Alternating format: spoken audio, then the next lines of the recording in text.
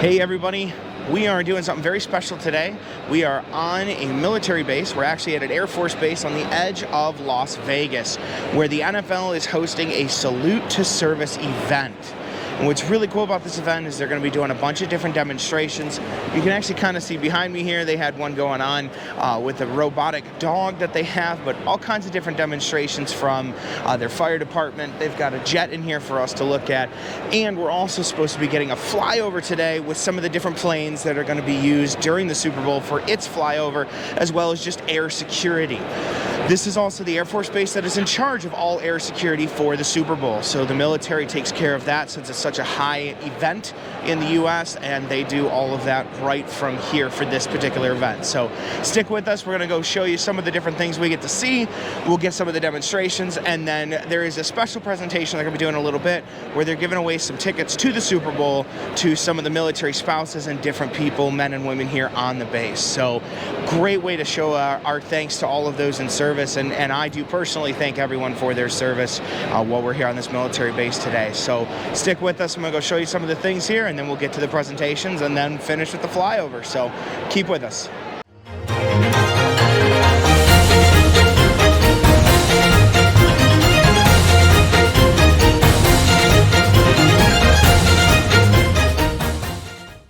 So guys, I'm here with the senior airman actually here in the bomb disposal where they deal with all the different bombs and anything in related with that. He's actually going to give us just a little bit of a walkthrough and tell us kind of what some of this gear is behind me and what they generally use it for. So please, yes, sir. So this is our EOT 10 base support bomb suit. It's made by MedEng. It's what we put our team leaders in when they go downrange to work on an IED. Basically, it protects them from frag. Basically keeps them safe while they're downrange working on an explosive device. Right here, we've got the L3 Harris operational control unit for the T7 robot that's in the corner. That's our primary response robot right now that we send downrange in order to do remote reconnaissance and essentially remote actions. Right here is our kit with ATACs, comms, magazines. So this is what we would wear deployed in any contingent environment. Here we have our Cougar, which is our off-base response vehicle for when we're in a deployed environment or a contested environment. And basically, so both of these vehicles, they enable us for high mobility, to get our equipment where we need it, when we need it, in order to dispose of any unexploded ordnance. Very cool. So how long have you been in the service? I've been in 4 years now. Very cool. And have you always been here, or have you been any other? Since graduating tech school, yes, sir. I've been here at Nellis. Okay. Well, we're here for the Super Bowl event. There's all this going on, so I got to ask, do you have a favorite team? Do you have a prediction in the Super Bowl? Yes, sir. I'm pulling for the 49ers. Okay. Yes, sir. You from California at all? No, I'm not. I am picking a team? I am a Bengals fan by heart. I'm from the Midwest. Okay. And so I love my Joe Burrow and my Bengals. So I gotta, even though Chiefs are AFC, they're my rivals. So I'm sure. pulling pretty big for the 49ers. Yes, sir. All right. Well, thank you so much for breaking this down with me. I really appreciate it. Thank you for your service. Absolutely. Thank you. All right, guys, so we got to see the bomb disposal equipment on that side, and now we come over here to the fire rescue side here, and I have a staff sergeant with me who's going to just kind of walk us through some of the stuff they have on the table, all these fun toys and tools here, and kind of walk us through what's the expectations with fire here on the Air Force Base. So please, take it away. Yeah, so I'm your basic firefighter that you see in the civilian world. I'm the same as them, same certifications. Only difference is we get to have the cool mission of dealing with aircraft emergencies, and so I brought a lot of tools because this morning we had a STEM event for some younger children, the STEM classes. So we have your basic set of irons. We have axe, Halligan, sledgehammer, a lot of just tools that we use on a daily basis, really, that we're going to carry with us in any kind of emergency, really. We also deal with medical stuff as well. I didn't bring any medical bags with me, but all of our guys are trained up to the EMT basic level. Got it, Even EMT advanced levels as well. Have your basic gear as well. Don't know if you need to bring it around. You got your helmet, right? The same stuff that we all see on TV that you see probably on Chicago Fire, right? Okay. Helmet, mask, our air packs, It's all the same stuff that you'll see, like I said, on TV. So Nothing traditionally different. speaking, you guys carry most of the same equipment that a normal firefighter does. We are, Not too absolutely. much in differential between the two. No, the only thing that you might see different is, for example, this right here. I'll grab it, bring it up here. Okay.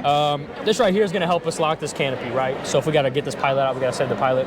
Okay. This right here is going to hold that canopy open for us so it doesn't smash us and hurt us, really. Outside of that, we obviously do carry some other smaller tools that might be different Some for odd-end aircraft, stuff. but nothing that's too cool to even look at, honestly. Okay. The cool thing that I would like to show is this thing right here. All right.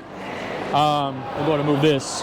So like you said, traditionally, we're the same as a normal traditional firefighter you would see in the city, even here in the city of Las Vegas. But in the Air Force, we have these cool things, these cool trucks that we use for aircraft firefighting. And they have the ability to drive and spray water out of the turret at the same time. Oh, okay. I can even move the turret for you if you'd like to see That'd that. be awesome, yeah. Yeah.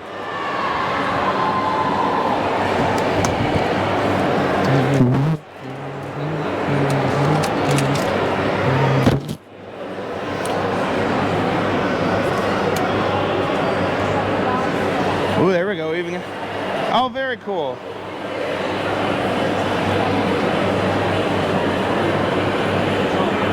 So in theory, you can drive the vehicle and be able to dispatch water at the same time. Absolutely. That's the coolest thing. In my opinion, that's the coolest thing in engineering, honestly. I'm not an engineer. I'm not super technical, but whoever made this was an absolute genius. So we really use this for if this aircraft was on fire or if there's something wrong that we have that we need to spray some water, we're able to drive around like in circles, seriously. That's what I was going to ask. Water. A use case for this would be more or less approaching a plane on fire, chasing something down as it's on fire, somewhere around that. Right. So yeah, definitely like an aircraft on fire would be perfect for it. And we have the same ability that we would for normal firefighting. We're able to extend the nozzle so we can get a more straight stream or, make a fog pattern to maybe protect the truck or the people that we have outside. So yeah, it's awesome. Very cool. Well, I really appreciate you kind of walking through some of the different toys and tools here. It's really fun getting to see all the different stuff here on the base. But now, we are here for the Super Bowl. We are, that's what all the fun of this is. So I got to ask, do you have a favorite team? You got a who you pulling for? What your prediction is? Man, the honest truth? Yeah. Man, I got Dre Greenlaw. He's from Arkansas.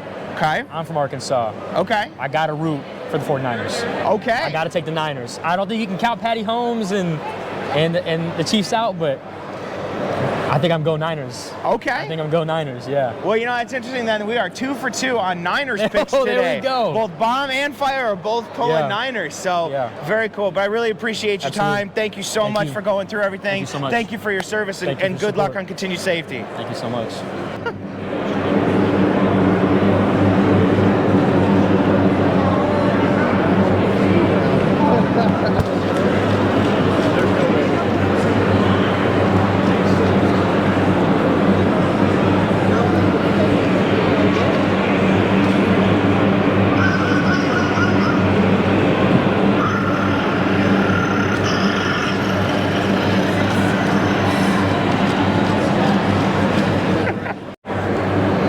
So you guys just got to see the robotic dog that they're walking around the hangar here, and I am with a technical sergeant here who's going to walk through and kind of explain what we just saw and what the use case is. So what is this used for? So our primary use is perimeter walks. We send her on perimeter walks, and she can look for people and vehicles that may not supposed to be in the area. Okay, and there's cameras on the robot, so you can see exactly what it's looking at. Yep. So basic concept, fair to say, it's basically a drone just on ground instead of in the air. Essentially, yeah. Okay. Does it have any other capability? Like, does it have any bomb detection equipment on it, or any infrared? Or it does not have any much more features than that. It just detects and it sends notifications to my computer in my office of, hey, you got a ping of a person or a vehicle, and then you can dispatch the appropriate response to what it sees. Yep. Okay, but this allows you to then monitor without actually putting anybody's lives at risk or creating a situation you don't know yet. Right. Very cool. And did I see red and blue lights on the side of it? Is it supposed to be similar to like a police dog, or it's just a happy coincidence the lights were on? I mean, police, red and blue is significant of police, but it can do, red, blue, anything really in this color wheel. What's his name? Vision. Vision? Okay. Be at the game? I wish. You got a ticket for me? You work in the game? No. Parking lot, huh? Very cool. What generation is that? Is that like a newer one or an older one? I mean, we've had them for just about over a year. Yeah. Oh, okay. So relatively new in the grand scheme of things. So the maker is Ghost Robotics. Okay. They're the maker of it, and they hooked up with the Air Force and worked out a contract, and that's how we acquired. So is this at multiple Air Force bases? It's not just like a Nevada exclusive? No, it's a handful. We were a big research and development team or base for them. Heat, desert, you know. Sure. So we helped them out. They helped us out. Gotcha. Yeah. Very cool. Well, thank you for walking through it. I really appreciate it. I do have to ask though. You know, it is a Super Bowl event. We are here, so we're asking everybody, what's your prediction? Who are you pulling for? I have to go for San Francisco. Really? Okay. Because I'm a Bills fan. Ah, all right. So, you know, there's some bad blood there. A little bad blood between the Chiefs. Yeah. So go San Francisco. Even better, go Brock Purdy and go Christian McCaffrey. But yeah, I'm going for San Fran. All right, so we are now 3-0 with San Francisco picks. So it looks like this Air Force Base is definitely leaning San Francisco. But we really appreciate you walking through it. Thank you for your service. Thank you. And good luck. Thank you. This is our 70-year-old shepherd. This is Benny. He's our drug dog. Basically, his job is just to go around and find suspicious substance, and he also does regular police patrol work. As you see, he's an old man, but he's still real vocal. Oh yeah, it looks like we really are getting... Yeah. All right, so they're going to actually see this in action.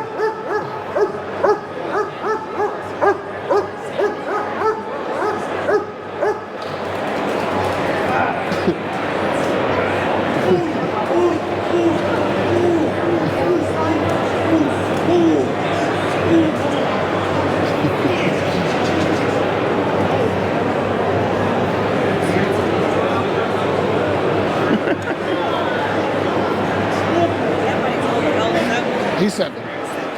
So you guys kind of saw, we got the cool bite demonstration, but Senior Airman Braxton here was just telling us about the dog and the canine program. So this is a German Shepherd, you said? Yes.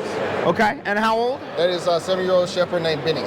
And typically, how long do they stay in service? So they usually try to keep them in service to about 10 to 12 years, but that's what an ideal scenario with a healthy dog, no medical issues. But we all know life happens, things happen, so sometimes they do retire early. Sure. But sometimes some dogs work longer than others. It just depends on the dog, honestly. Now, this is a drug dog, not a bomb dog? Yes. Now, do you guys employ bomb dogs as well, or is... Yeah, so the first dog we had out originally, that was a bomb dog. He is Okay. a drug dog. Now, is it similar to a law enforcement where you get one dog, one handler, or do you guys just kind of handle a group of dogs between you all? How does that work? So each installation has their own set of dogs. As we PCS in or we go to the installation, like here at Nellis, you are assigned a dog, and that's your dog for your time here. Okay. If that dog's having to retire or have some issues, they either put us on a list to get another dog, and then that's kind of how it rotates. Or if you also happen to have to go somewhere else, then you get another dog. The dog stays here. They belong to the... So the dog belongs to the base, not the handler. So if the handler gets transferred, the dog will stay and get a new handler, and then you'll get a new dog at the new base. Okay. Yes. So I saw you guys got a couple of different toys and stuff out here too. Sir. This is like bite guard gear? Yes, this is basically some of the gear we use to try to teach dogs how to bite and do some bite work and training. Okay. So we would start with something like this. It's just kind of more like, this is called a wedge. We just use this kind of encourage them to try to get a full mouth bite. Once they get this down pat, we'll work our way to a sleeve where we can get a little bit more interaction, a little bit more fun. Basically teach them how to bite the arm, because that's what they mostly go for. And then after that, we upgrade them to the suit top where they teach them how to get leg bites, back bites, chest bites. They kind of get to have a whole, you just become basically a big chew toy to them. Gotcha, okay. So you kind of work your way up from the small toys all the way to the big, and then they're kind of graduated, if you will, once we get through the big suits then. Okay. Now, do you guys do, like, with the drug dogs, is that just for your gates, like when people are coming in, or do you run those through the barracks? Like, what do you typically use a drug dog on base for? We use them all type of ways. It can be within the barracks, it can be at the gate, it can be in a random building, it can be like a scenario like now, just crowd control, whatever. It can be used for a lot of reasons. Now, do you guys ever get dispatched off base to aid the city or the county as far as like bomb or drug dogs? So if we can get a call for assistance. Okay. But it's not likely. You know, we do have local law enforcement, but if they do need us, we can assist with those things. Very cool. Anything else that we should know about the K9 unit I haven't asked? That's really it, sir. Other than that, most people want to get into our career field. It's not hard to get into. It only takes 3 months of training, and it's very rewarding. You know, taking a dog, you get to teach it different things, and then you get to see the outcome of your product within like a week. Sure. So that's kind of like the good thing about this career field. That's awesome. But, you know, we are at a Super Bowl event, and I got to ask, like, what is your prediction, or who are you rooting for in the game on Sunday? I am rooting for the 49ers. I am rooting for the 49ers. I respect the Chiefs a lot, but I think the 49ers, I think it's well-deserved, well-earned. About time for them to get them one. Now, that's hysterical. We are now 4-0 for Niners picks today. Everybody on this base seems to be picking Niners. So it looks like the Air Force Base is definitely falling for San Francisco. I really appreciate your time. Thank you for your service, and enjoy the rest of the day. Thank you. So I got a really fun treat here, actually. I am actually with one of the Thunderbird pilots. They're going to be doing the flyover on Sunday for the actual Super Bowl. So I guess the first question really is, how's it feel to be doing the Super Bowl flyover? It's pretty awesome. It's an honor. You know, this is our backyard. This is our bread and butter. You know, the Thunderbirds have been here for a long time. Las Vegas, Nevada, Nellis Air Force Base. Our hangar's just right there up the road. So it's an easy call for us right here in our backyard to do the Super Bowl, but it's pretty cool. You see this jet behind me, it's painted red, white, and blue. We call ourselves America's team. We're the ambassadors in blue, and what better way to demonstrate that than a flyover for the biggest sporting event in, you know, America? Sure, absolutely. So how long have you been a pilot? I've been a pilot for about 12 years. This is my 3rd season on the Thunderbirds. Okay. So being a pilot obviously is an accomplishment, an achievement of its own, but then to be a Thunderbird pilot, how much extra does it have to take to become a Thunderbird pilot? It's a lot. So the Thunderbirds, we have 8 pilots on the team. Okay. 6 of us fly in the demonstration. So we go by our numbers, 1 through 6, and we are the only 6 people in the world that can do what we do. So in order to, you know, have the honor of joining this team, you have to be a very experienced fighter pilot. So you have to be a fighter pilot in the United States Air Force. Okay. We fly F-16s, but that doesn't mean you have to be an F-16 pilot to join the team. So you just have to be a fighter pilot. So on the team right now, you know, we have F-15 pilots, we have F-35 pilots, and F-16 pilots. In the past, we have A-10, F-22, so a smattering of pretty much every fighter weapon system in the Air Force. What were you flying before this? I've always been F-16. You were always at F-16? Yeah. Of course, you're the one that is the F-16 before the greatest fighter jet in the world. You know, I've got about 1,700 hours in this jet, but you need 750 just to apply, and it takes about, you know, 6 to 7 years to build enough experience to be able to apply for the team. Every year we switch about 50% of the pilots. Okay. And it takes about a year for the application process. Wow, okay. So this season, obviously the Super Bowl being one, but did you guys do any other flyovers this year? We do, we will. So right now we're in the heart of our training season. It just so happens that the Super Bowl is like right now in February. Of course, it's always right there. Yeah, I know.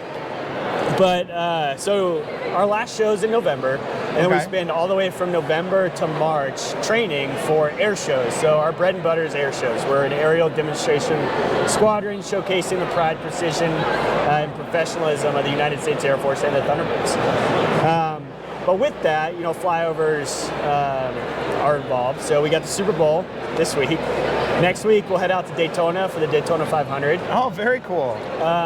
We do that every year. The Air Force Academy flyover is kind of, you know, we do that every year for the cadets, you know, the new cadre joining the Air Force for that. Okay. We'll do the Indy 500 this year, which will be awesome. We do that one every other year. Wow. And I think that's it as far as flyovers go. So, like, when you do a flyover, I'll use Daytona as a good example. Do you guys fly down ahead of time onto a base somewhere in the region, or do you leave Nevada, fly over Daytona, and then fly back to Nevada? No, it's a good question. We'll fly there ahead of time. So Daytona, for instance, the jets and the team, we'll send an advon crew a couple days early. So what is an advon crew exactly? So an advanced crew. Okay. So one of the pilots, some maintainers to help set up for the arrival for all of our equipment, all of our personnel, and all of our airplanes. Oh. All right. Well, so to answer the question short ways, you guys do fly down ahead of time. We fly ahead of time. We actually stage out at Daytona International, so like the airport's here, the track's here. It's perfect. So you're right there. Yeah. Well, I guess they're getting ready for the special thing, so we'll cut this short. But last question is, who are you pulling for on Sunday? What's your team? My team's the Bengals. Okay. And, you know, Well, unfortunately, we didn't make it. We lost Joe this year, but the replacement, he did amazing. Yeah. Tomorrow, I don't really care. We got a bunch of Chiefs here, so I appreciate them being here, so I'm rooting for the Chiefs, You are my first Chief of the day. I have had 4 49ers, and now I've got 1 Chief. I appreciate them being out here and showing their support, so. Sure. You don't see any 49ers out Thank here? you for your service. Thank you for your time, and good luck to you on the flyover. Appreciate it. In relationship with the Department of Defense and the NFL Salute to Service program. We have a special presentation today. Mr. Johnny Hayes was selected by the senior advisors to the Nellis Area Spouses Club, which is a non-federal entity, for this special presentation. Johnny is a spouse well known by all across Nellis and Creech for his unwavering dedication to assisting spouses in their military journey. He served consecutive years as president of the Nellis Area Spouses Club, overseeing the base thrift store and awarding $50,000 in scholarships for dependents just last year. His current focus is on the Nellis Spouses demonstrates where his heart is, as well as his presence on social media, always answering and offering resources to spouses in need. Ladies and gentlemen, the NFL is proud to offer Johnny Super Bowl tickets to the game on Sunday!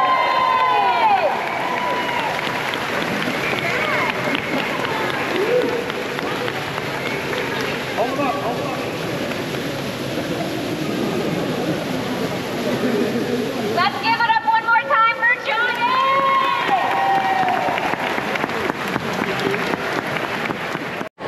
So I actually got to stop with Captain Nidri as well, who's going to tell us a little bit about the giant plane here behind us. So what is this exactly? So this is a F-16, specifically the Aggressor F-16. So I'm with the 64th Aggressors. Okay. And we fly as the adversary when we fight against the Blue Air. So my job is to give the other guys and gals fighting the best adversary replication that I can possibly do.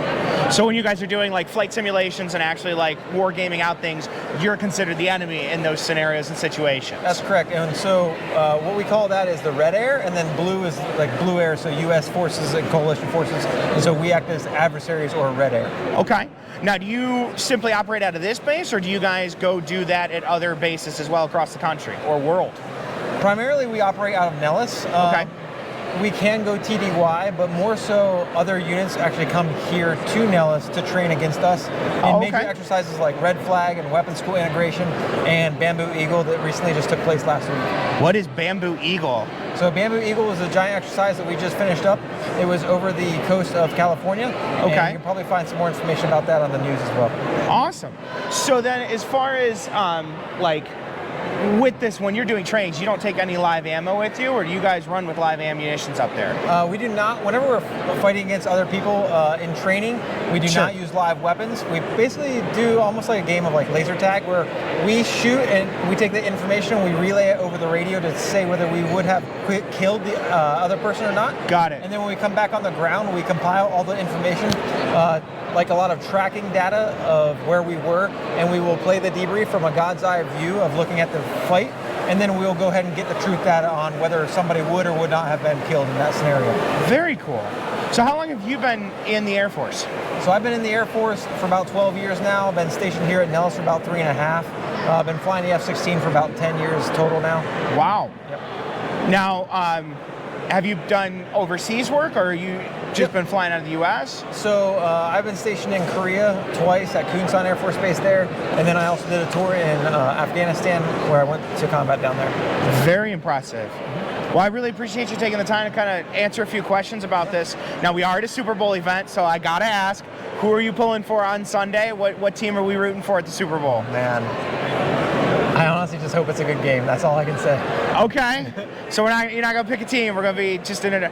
So it's interesting. So far, I've had 4 49ers pull and then 1 Kansas City Chief pull. So now I got a neutral pull. So I am 4-1-1.